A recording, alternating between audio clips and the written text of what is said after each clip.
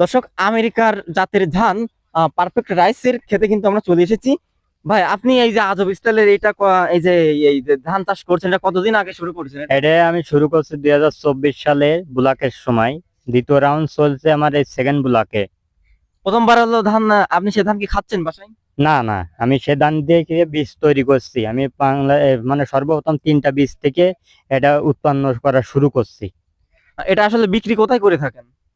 এটা এখনো বিক্রি করে নাই, কারণ আমার ধান ছিল ওই সময় 3টা। আমি 3টা ধান থেকে গাছ, যে ধানের গুছা আছে, এই গুছা ভেঙ্গে ভেঙ্গে মানে রোপণ করার পরে এই গুছা ভেঙ্গে ভেঙ্গে আমি রোপণ করছি। রোপণ করার পরে আমি 1 কেজি 656 গ্রাম ধান পাইছিলাম।